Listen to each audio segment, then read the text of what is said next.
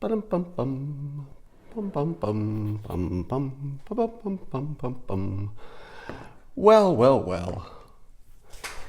The summer of love has not been as much love as I'd hoped, but there's still a lot of it out there.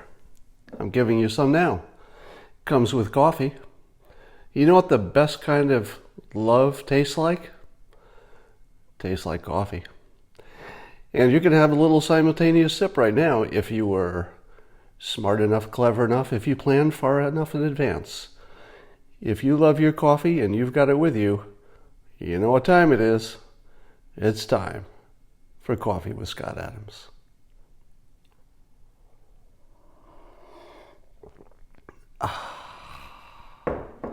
Take a big breath.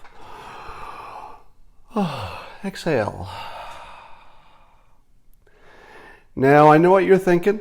You saw the title to this Periscope and you said to yourself, oh man, he's stepping in it now. Oh no, don't talk about Q. The world is going to fall apart. So let me frame this conversation before I get into it. Number one, the people who follow Q and believe that it is dispensed to wisdom are, in my opinion, smarter than the average person. So let's just start there. And I think that's true because it tends to be people who like to solve puzzles, people who are smart enough to be on the internet, people who are smart enough to know what Q is talking about, smart enough to try to put clues together, etc. Now, I'm not saying all the smart people are on one side. I'm just saying that, in my opinion, it would be very true that if you were to measure the IQs of the people following Q, they would probably be very high compared to the average. So that's the first thing. The second thing is, you can't prove a negative, meaning that there's nothing I could tell you that you would say, oh, okay, that's proof. There's proof that there is nothing to Q. I could never do that. So what I'm going to teach you to do instead is how to look at situations like this. So I'm going to give you a general framework, which you could apply to the Q analysis, or you could apply it to any other situation that might seem similar. It'll be the same way of thinking. There is no certainty in this world, but I will give you a framework for trying to decide what you think about Q. Let us go to the whiteboard. Yeah, you didn't know there was going to be a whiteboard. Surprise! It's whiteboard time. All right. Here are the following factors which you should consider. I'll go over them roughly in some kind of order. Let's start with this. I would say religion has a lot in common with people who follow Q. And I don't mean it is a religion. I mean there's something to learn from the comparison. For each religion, you will find lots of smart people who say, the evidence for my religion is unambiguous. Here's my holy book. Here are the things it predicts. Here are the things that's happening. There you go. Proof. And how could a billion people be wrong? Right? The problem is that there is not one religion. There are lots of religions. And each of the people in those religions is quite convinced to the point that they would die for their religion. But they're different religions, and they believe different things. So even if one of those religions got it right, best case scenario, 4 out of 5 people in the world have no idea what reality is because they have the wrong religion. They don't even know the big question about God or something. So best case scenario, very smart people, and up to 1 billion of them, can be part of an organization that is absolutely convinced the evidence is incontrovertible and still be wrong, right? If somebody's right, it means that all the other people who have different religions are wrong. So just keep that in mind. Does that tell you anything about Q? No. I'm not claiming that by itself tells you anything about Q. It's just a framework to keep in your mind about how wrong smart people can be, and lots of them. I mean, we're talking up to 1 billion could be just wrong and also pretty smart. Unnamed sources. Whenever you see a source that is a secret source, what are the odds that it's real? If you watch fake news, and I'm sure you do, you know that the unnamed source tends to be the unreliable one. Now, that's not true every time. For example, Watergate had an unnamed source for a long time. Eventually, that person was named, but for a long time it was an unnamed source and was right. But the odds are, if you've been paying attention to the world, that the unnamed source most of the time is not true. Now, does that mean that Q is not true because it's an unnamed source? No, it doesn't mean that. It just means that most of the time, when you see a situation like that, it's not credible.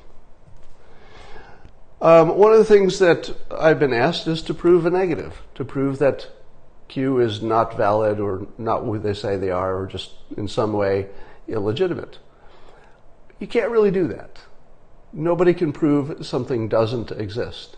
For example, I could prove that a UFO was real if it landed in my yard and I took samples and took pictures and the news crews came. That you could prove that something does exist because there it is. But you can't prove that there is an alien and you just haven't seen it. Nobody can prove that, or nobody can prove that they don't exist, I mean. Right? So we have a situation where the people who are not so sure about Q are asked to prove it doesn't exist. Well, that's not a thing. That's not a thing. Nobody could do that. One of the things you see with things that are not true is what I'll call the cult defense.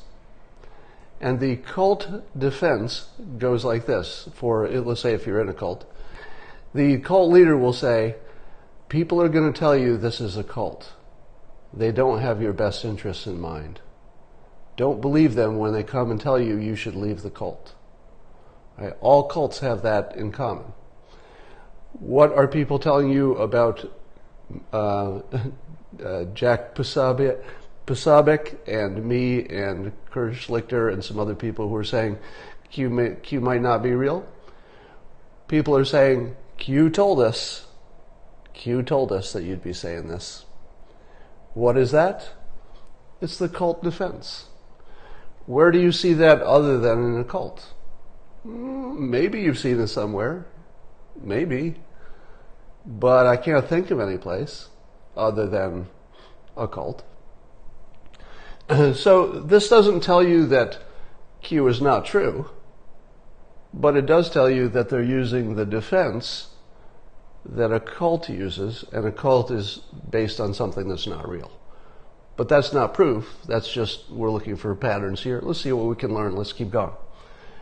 Have you heard of the Bible code? Years ago, and it was quite a few years ago, there was a book called the Bible Code.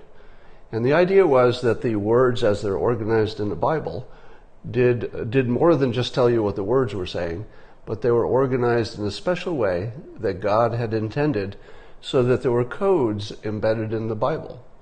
And there were many codes given as examples. And it would be stuff like this. This is roughly what it was.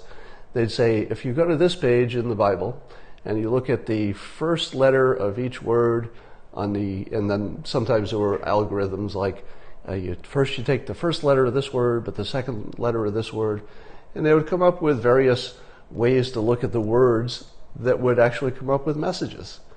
And sure enough, there would be like full sentence fragments. And I don't remember any of them specifically, but it might be something like, bridge falls down, 1987. And then somebody would look in the news and say, oh my God, there was a bridge that collapsed in 1987. I'm making up the examples.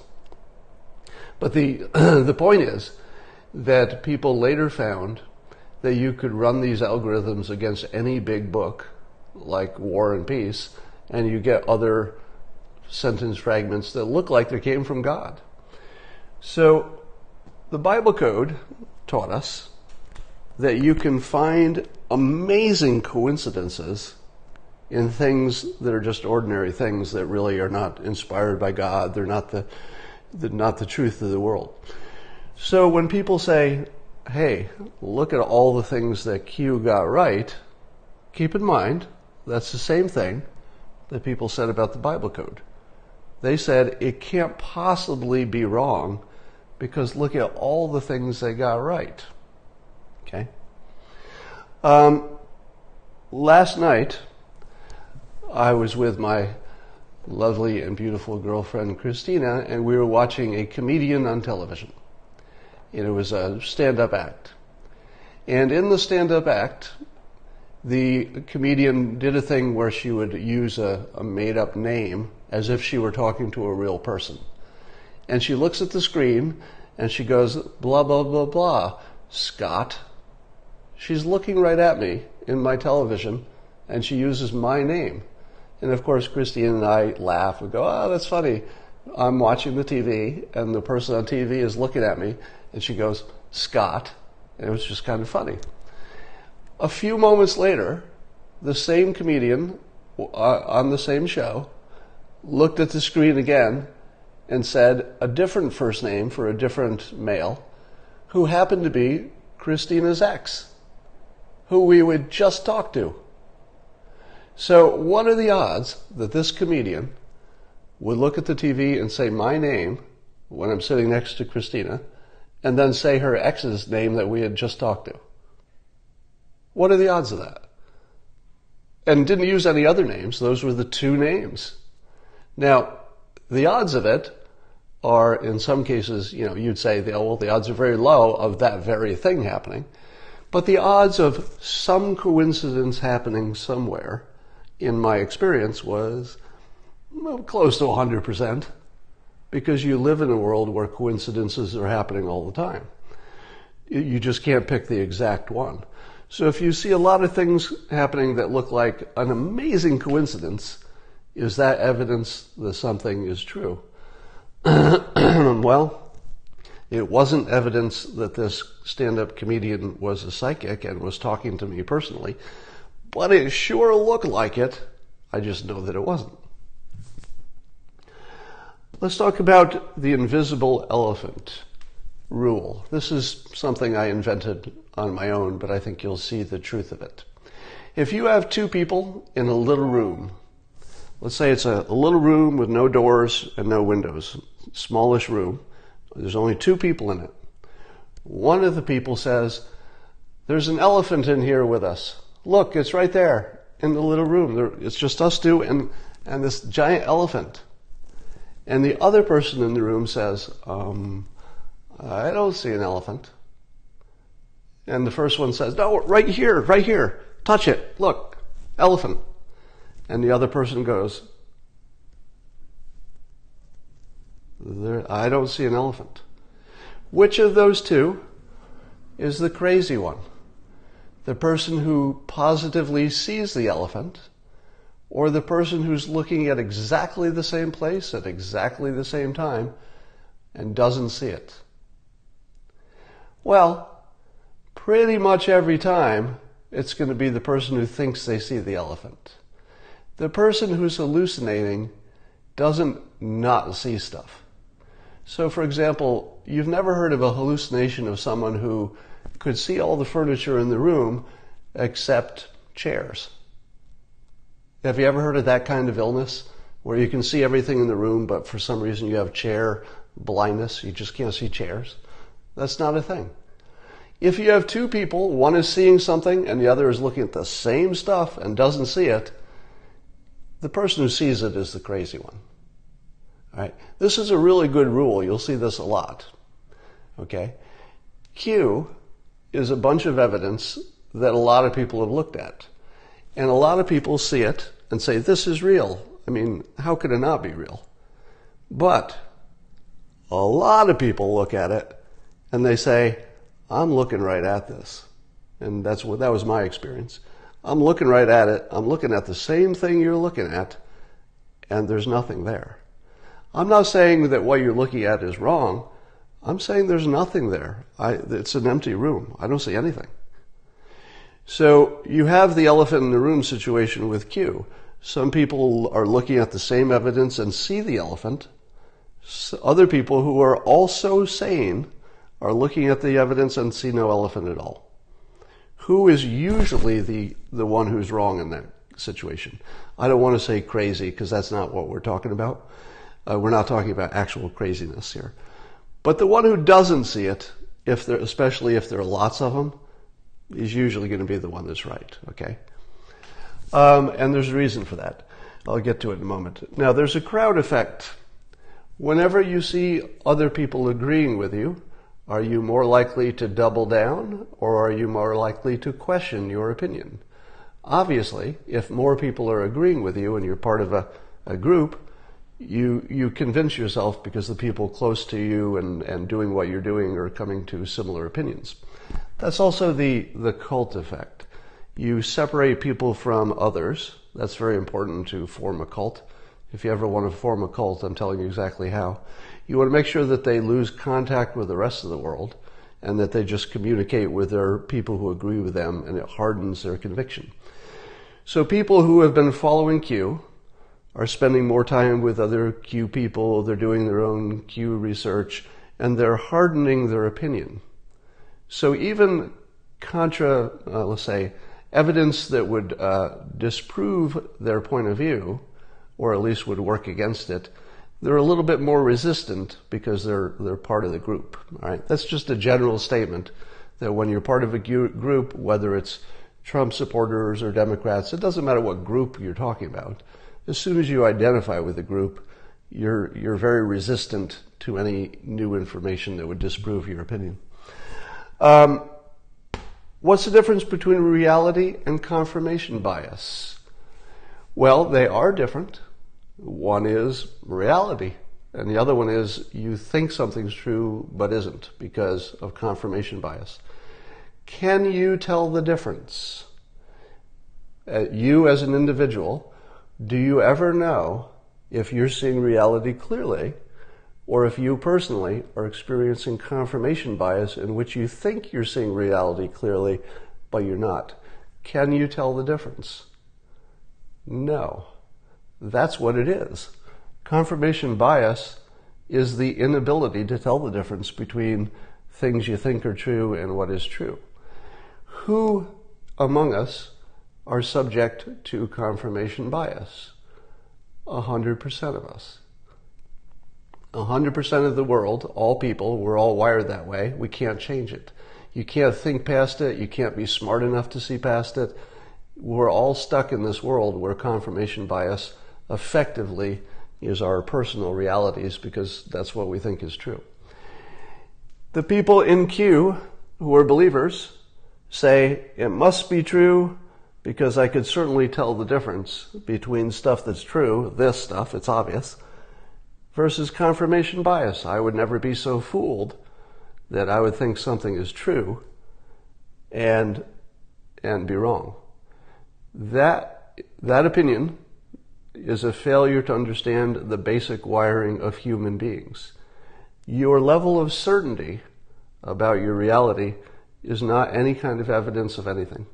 It has no evidence of anything because certainty and confirmation bias to us look exactly the same. All right.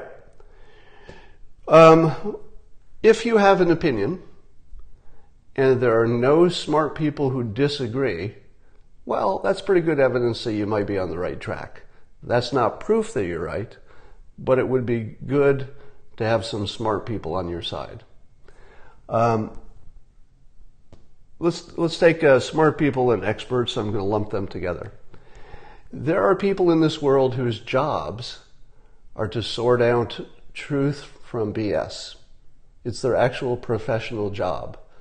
They would be such as, FBI, police, reporters, investigative reporters, and to a lesser extent, people like me. So one of my hobbies, as you know, and also I do it professionally now, is talking about persuasion and people being fooled. So I'm kind of an expert. You could argue my credentials, I suppose. But, I've done a lot of writing, and it's my main topic of professional work. And I'm an expert at sorting out scams and BS from reality. Now, does that make me right all the time? No, it does not. It doesn't mean I'm right all the time. It doesn't mean I'm even right about anything I say about Q. But it is true that I'm an expert at it, telling BS from reality. And there are lots of other people who have different types of expertise, but they're also good at sorting out the real from the unreal. Law enforcement, investigative reporters, etc. Are there any of those people who believe in Q? There might be, but I'm not aware of any. Are there is there anybody at the New York Times who's looked into it and said, yeah, I think this is true? Is there anybody on any news channel, Fox News, Drudge Report, Breitbart, is there anybody who is an expert at sorting out BS from reality who is willing to say that Q is real? Maybe, but because I can't prove a negative, right? So if there is one and I just don't know about it, that would be surprising and interesting. My guess is that there is somebody like that, but it's probably like an 85-year-old retired service person who used to be in Intel but maybe is losing their mind or something. If you have that kind of expert, you put your own filter on that. All right, let's move on. Economics. I'm an economics major. I majored in economics, and one of the reasons that I like economics is that it's a predictive kind of a field. It doesn't predict long term. It's not good at that. But you can understand the world better if you understand money. And if you could imagine that there's somebody like a Q who knows things before they happen, what would they do with that knowledge? Well, the first thing they do is they'd sell it. Because in theory, whatever it is that Q knows is insanely valuable. And somebody would buy that. And if they bought it, they wouldn't want you to be giving it away for free at the same time. So somebody could make trades based on it. They could sell the information to opponents, political opponents. The value of what Q purports to know should be in the many millions of dollars. So the fact that it's being given away for free doesn't prove it's not real, doesn't prove that, but it's very unusual in this world for someone to have something that valuable that they give away for free. Very unusual. Could happen. Possible. Very unusual. We talked about no experts agreeing. Look for things that are mapped to the past very well, but not predictive. Somebody mentioned earlier that Q said something like 5:5, and that's some kind of there's a military background for what that means. Q used it, and then later the president tweeted 5 out of 5 for the election. And so Q says, aha, see, there's no way that could be a coincidence. I said 5:5. The president said 5 out of 5. There we go. That's proof that I'm real. But here's the problem. Real would have looked like this. On this day, the president is going to tweet these numbers. Had Q done that, I would say, Q knows what he's talking about. And somebody's talking about also the plus tweet. There was a time when Q put 3 pluses, plus, and then there was a tweet where the president had plus. Now, that's the Bible code, folks. If Q says enough things and the president says enough things and the world does enough things, you're always going to find something that says, look, that's what I said. It's just like so the point is, if you see specific and real predictions in which when you read the prediction, you know exactly what's going to happen, that's credible.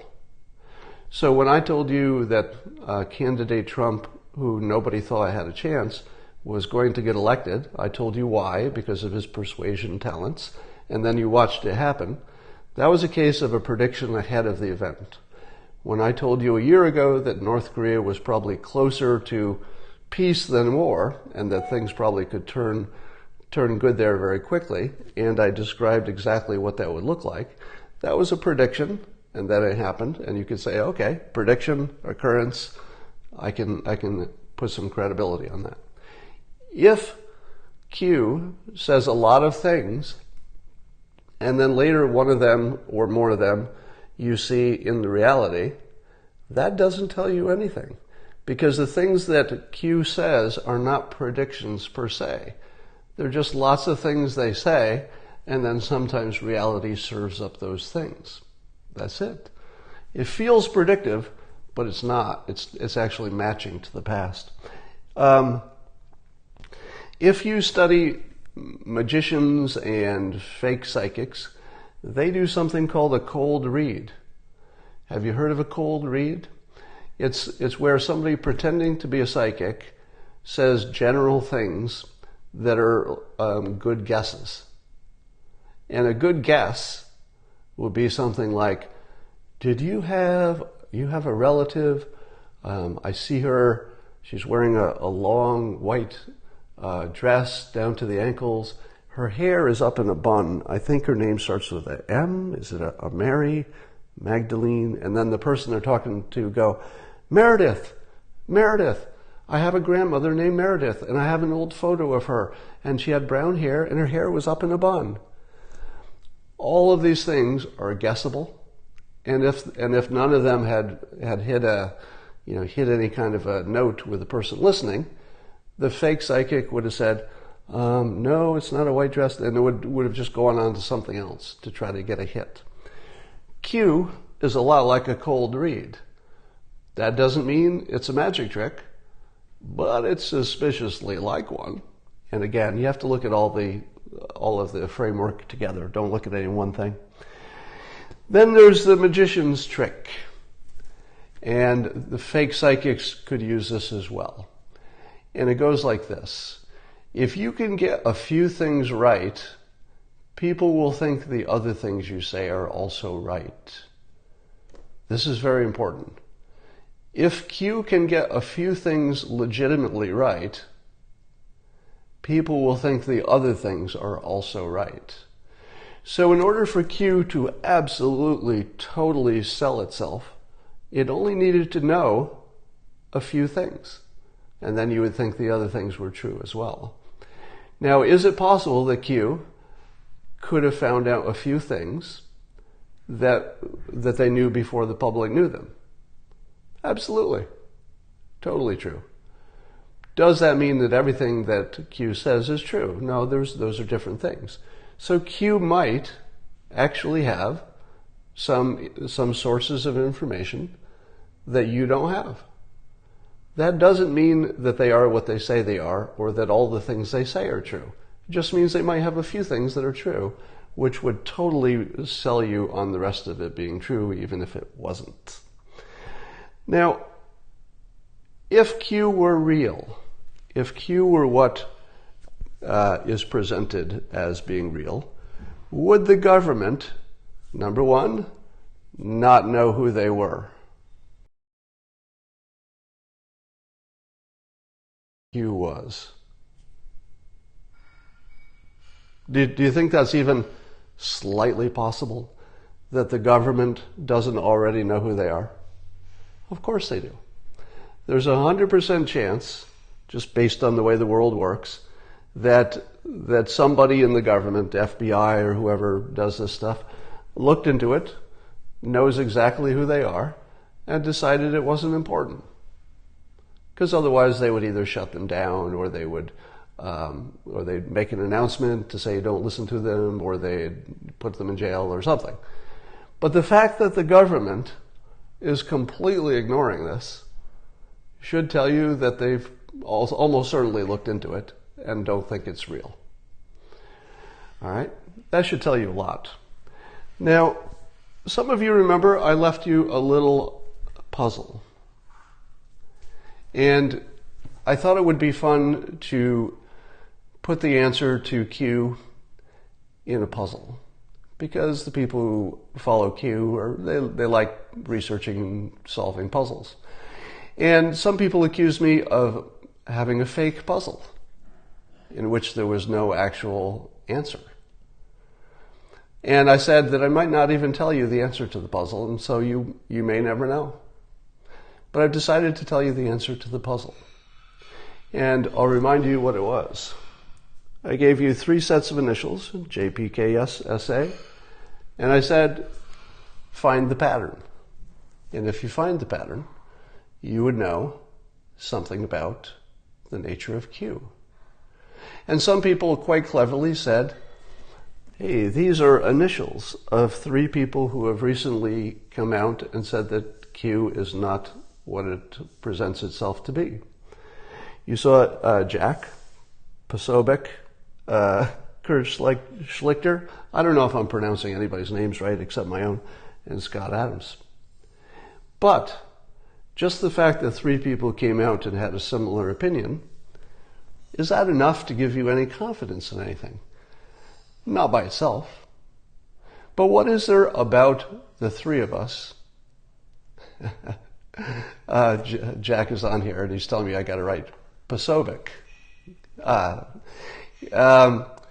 What is there about the 3 of us that's different from the common person?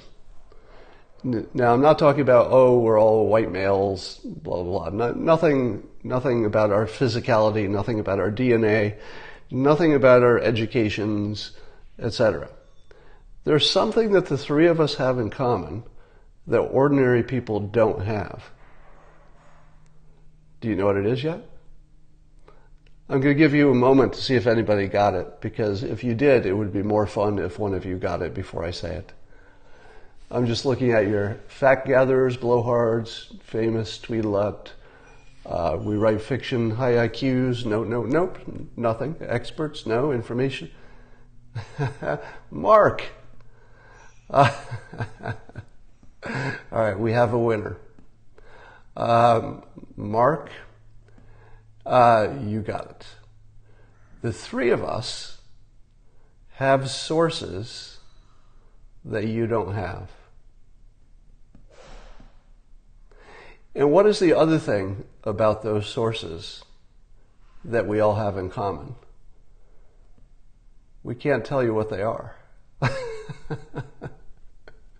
So the 3 people who say that Q isn't real, we all have sources that you don't have. And it's because of the nature of our work. So people are always sending me insider information about things. Usually doesn't have any use to the outside world. Often it's just, my God, that's true. I can't believe that. So the 3 of us are in a situation where we're continually getting insider information from all kinds of different people. Most of the time, it doesn't make any difference. It's just fascinating. But my view of the world and yours are pretty different, because I've heard things, seen things, I know things that you'll never know. This is undoubtedly true of anybody who does what any of the 3 of us do. We're all receiving insider information all the time. So, and the nature of that information is, I can't tell you that I know it, in many cases. I couldn't even tell you what I know. But even if I did, I certainly couldn't tell you who told me. And lots of times, telling you what I know would also tell you who told me. So consider that none of the 3 of us think Q is real. And what else did we have in common?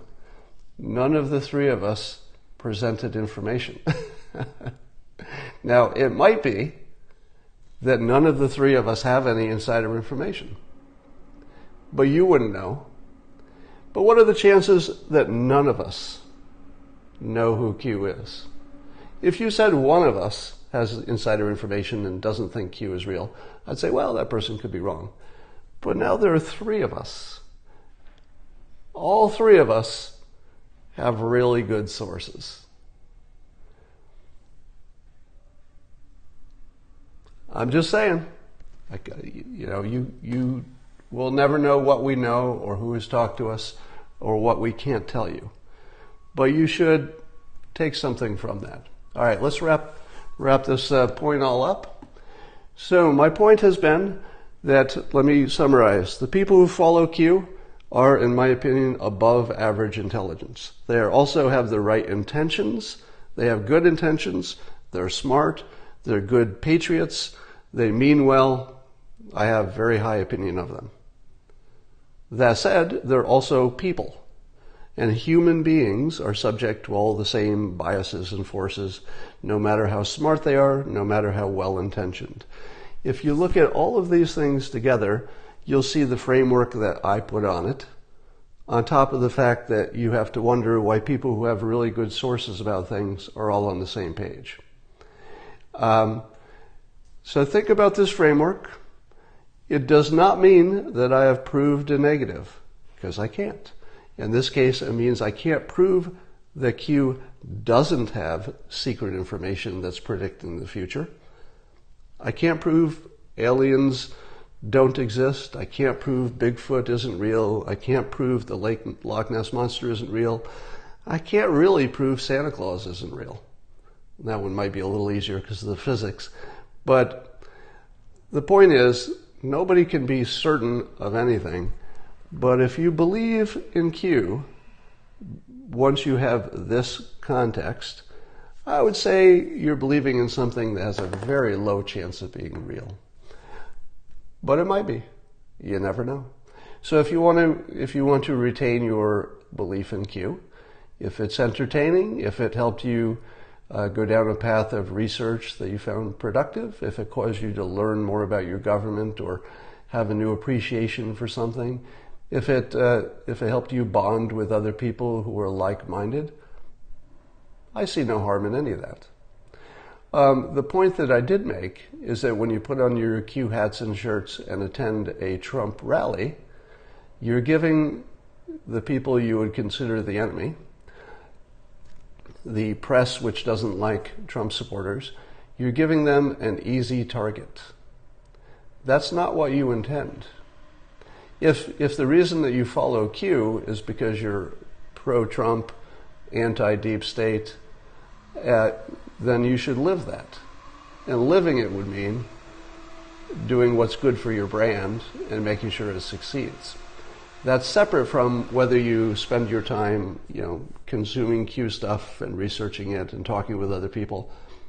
I see no harm from that. I've never heard of any Q supporter showing up with a gun to kill somebody. I've never heard of anything dangerous that came out of it. And maybe you learn something along the way. So I already gave you the answer to the puzzle, so you may be joining us late. So with all due respect to the Q followers, again, I think you're well-intentioned, above average in intelligence, but you are human beings, right? You're not exempt from all the forces that affect all of us. Just know that. And that's going to be my topic for today. I'm going to join Bill Mitchell later on his show, so make sure you join us on that. Not sure exactly when it's airing, but I'll be talking with Bill Pulte and Bill Mitchell, and we'll give you some updates on some of the ideas that are already coming out for the Blight Authority and helping the urban areas. I hope you all join us for that, and I'll talk to you later.